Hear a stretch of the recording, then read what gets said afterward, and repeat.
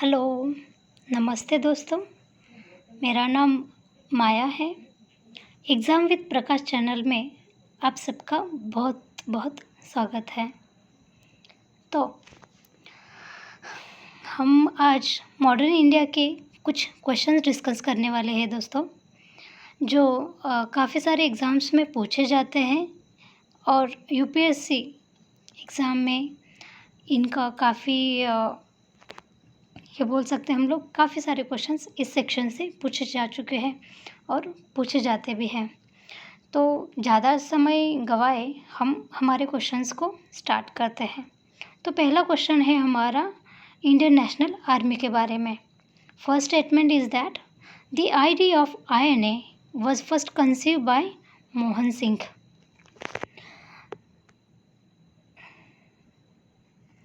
This INA should be in capital, okay. Just think of it, okay. So the idea of INA was first conceived by Mohan Singh, an officer of British Army. Then the recruit were sought only दोस्तों, जहाँ जहाँ पे ये only शब्द आ जाता है हम लोगों को इसके बारे में सोचना चाहिए।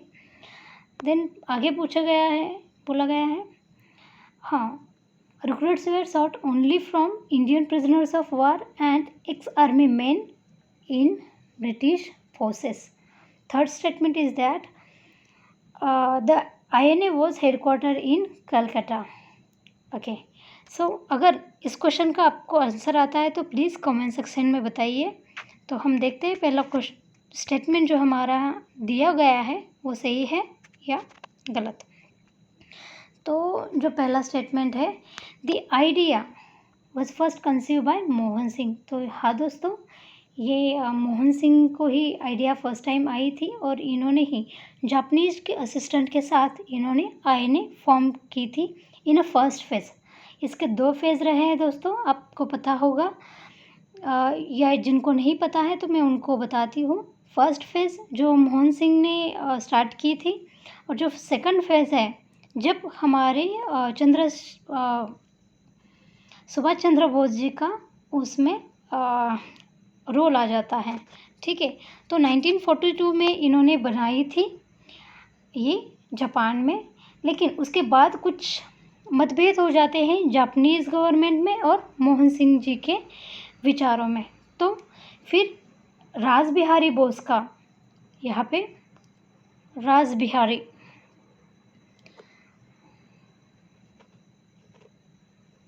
आपको पता होगे, तो इन्होंने ये रोल बहुत इम्पोर्टेंट प्ले किया इस टाइम पे और उन्होंने ये INA सुभाष चंद्र बोस जी को सुपुर्द की और उसमें इन्होंने जो बोला है recruits were only from Indian prisoners of war. हाँ, इसमें इंडियन प्रिजनर्स तो थे, ex army man of British forces ये भी कुछ थे, प्लस इसके साथ जो थी वुमन का पार्टिसिपेशन हमने इसमें भूलना नहीं चाहिए। और ख़ास करके आप सबको पता होगा या बहुत लोगों को पता होगा इसके बारे में, रानी लक्ष्मीबाई पथक। ठीक है, अगर कुछ नहीं भी याद आ जाता है तो आप बोल सकते हो रानी लक्ष्मीबाई पथक, ये इसमें बनाया गया था। तो सिर्फ ओनली के कारण ये जो स्टेटमेंट है हमारा गलत बन जाता है। तो हमारा स्टेटमेंट अगर गलत, सेकंड स्टेटमेंट गलत बनता है तो हम देखते हैं हम कैसे अपना आंसर लेते हैं। सपोज़ सेकंड स्टेटमेंट गलत है तो देखिए दोस्तों, इसको कट करेंगे हम लोग, इसको कट करेंगे, इसको कट करेंगे, तो हमारा ऑटोमेटिकली आंसर बन जाता है 2 इन द सेंस बी। ठीक है, B in 1, so answer 1 is right. But still we will look at the third statement, was headquarter in Calcutta। तो मैं आपको बता दूं दोस्तों, इसका हेडक्वार्टर सिंगापुर में था, Singapore. Okay, will go to the next question. यहाँ पे मैप भी दिया गया है, तो हम सिंगापुर की मैप में एक लोकेशन भी देख लेते हैं दोस्तों। ये आपको दिख रहा होगा, यहाँ पे सिंगापुर लिखा है। ये यहाँ पे जो मैं डॉट बना रही हूँ दोस्तों, यहाँ पे जो है बीच में, ये सिंगापुर की लोकेशन है वर्ल्ड मैप में। ठीक है दोस्तों, तो अब हम चलते हैं नेक्स्ट क्वेश्चन की तरफ। तो हमारा नेक्स्ट क्वेश्चन क्या कहता है? क्वेश्चन है हमारा, कांग्रेस सोशलिस्ट पार्टी। ओके, तो फर्स्ट स्टेटमेंट है हमारा, it was founded by the efforts of Jayaprakash Narayan, Minoo Masani and others. Okay, second statement कहता है हमारा, it work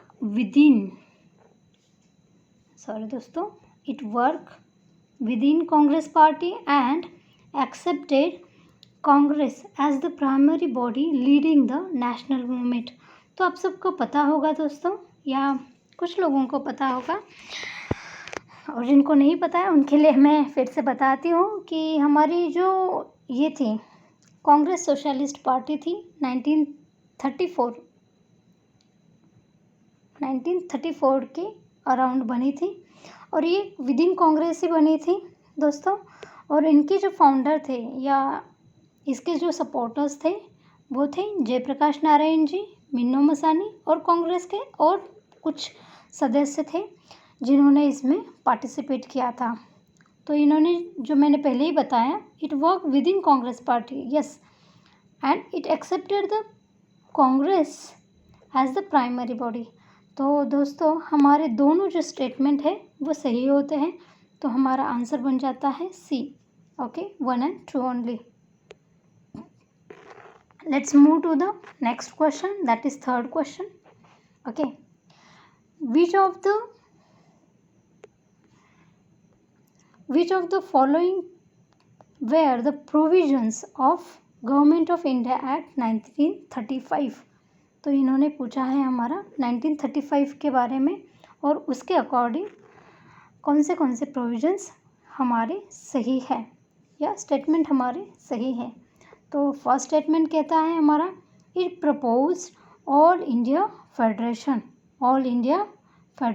okay, second statement कहता है, it provided for the abolition of diarchy at provincial level.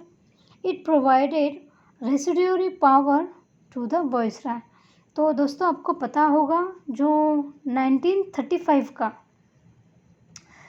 Government of India act जो हमारा आया, तो उसमें ऑल इंडिया फेडरेशन का प्रपोजल था।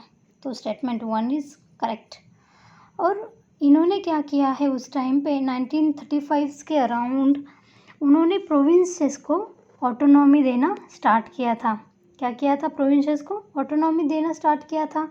तो ऑब्वियसली बात है, उन्होंने क्या किया फिर, जो डायरकी है एट प्रोविंशियल लेवल उन्होंने अबॉलिश कर दी। बट यहाँ पे ये याद रखो कि eight the federal level, at the central level, you could say like central level, it means federal level, उन्होंने उसको रखा था। वो फेडरल लेवल पे डायरकी थी, बट प्रोविंशियल लेवल पे उन्होंने हटा दी थी। क्यों? बिकॉज काफ़ी सारे डिमांड कर रहे थे कि प्रोविंशियल ऑटोनॉमी चाहिए। ठीक है, तो हमारा स्टेटमेंट जो है 2 is also right, first one is already I have told you that first one is also right. Let's move to the third, it provided residuary power to the viceroy. तो yes दोस्तों, ये भी सही है, viceroy के पास हमारे residuary powers थे। ठीक है, तो फिर से एक बार मैं बताना चाहूँगी दोस्तों आपको, जस्ट लुक, वेट।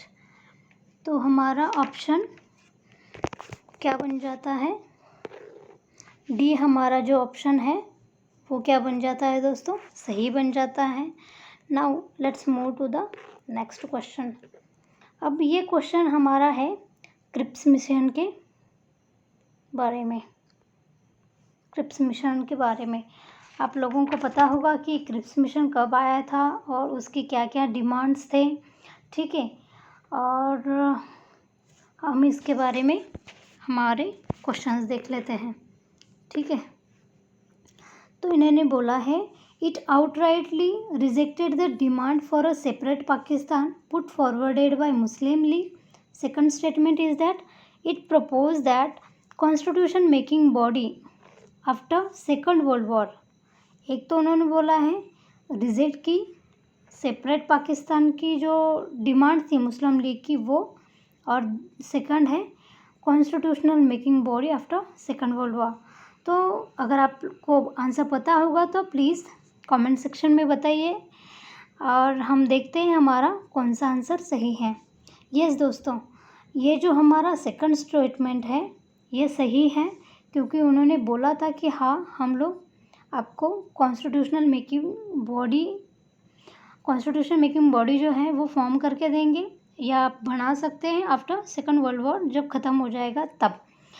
बट इन्होंने जो बोला है, इन्होंने रिजेक्ट की है ये डिमांड सेपरेट पाकिस्तान की, ये गलत है दोस्तों, क्योंकि उन्होंने ना ही डायरेक्टली बोला था ना ही इनडायरेक्टली बोला था, मतलब उन्होंने हाँ भी नहीं कहा था और ना भी नहीं कहा था। तो यही है कि रिजेक्ट तो बिल्कुल भी नहीं किया था। तो हमारा फोर्थ का ऑप्शन बन जाता है दोस्तों।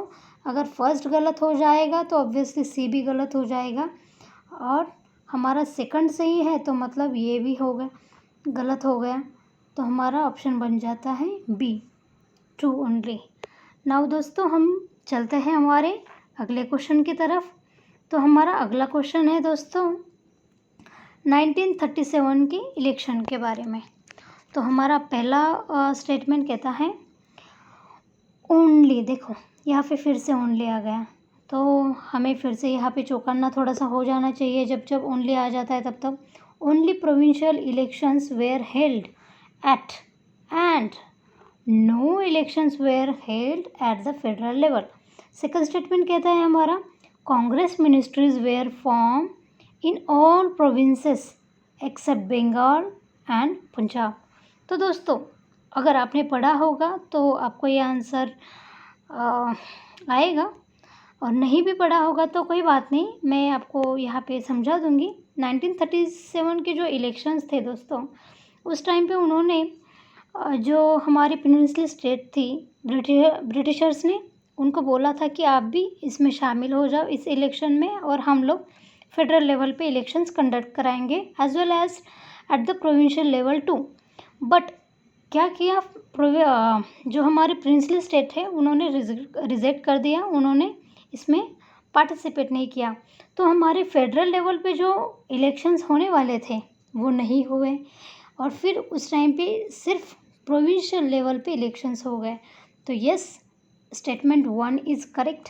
जो उन्होंने बोला है कांग्रेस मिनिस्ट्री जो बनी थी, आपको पता होगा टोटल 11 प्रोविंसेस थे, उसमें से ऑलमोस्ट 6 प्रोविंसेस में क्या हुआ, कांग्रेस ने मेजॉरिटी हासिल की थी। तो इन्होंने बोला है कि ऑल प्रोविंसेस, क्या बोला है, एट ऑल प्रोविंसेस। तो दोस्तों not all provinces except Bengal नहीं। तो अगर 11 है, 11 में से 6 गए तो बचते हैं 5। तो दोस्तों ये जो 5 प्रोविंसेस थे इसमें मुस्लिम लीग ने मेजॉरिटी ली थी, तो ऑब्वियसली क्या बन जाता है, बंगाल एंड पंजाब ही नहीं है, तो इसमें बन जाता है हमारा आसाम भी आ जाता है, नॉर्थ वेस्ट फ्रंटियर प्रोविंस भी आ जाता है दोस्तों, ठीक है ना। तो हमें इसको भी ध्यान रखना चाहिए। तो ये जो स्टेटमेंट है हमारा सेकंड, तो हमारा क्या बन जाता है, गलत बन जाता है दोस्तों। और ये जो स्टेटमेंट है हमारा 1, तो ये बन जाता है हमारा सही। तो हमारा आंसर बन जाता है ए। आई होप दोस्तों आप सबको ये मेरा वीडियो पसंद आया होगा। दोस्तों मेरा ये पहला वीडियो था। अगर आपको कुछ डाउट्स है या कुछ क्वेरीज़ है इस क्वेश्चन के बारे में, तो आप मुझे कमेंट सेक्शन में पूछ सकते हो। हम मिलते हैं नेक्स्ट वीडियो में। Till then thank you, bye bye, have a great day.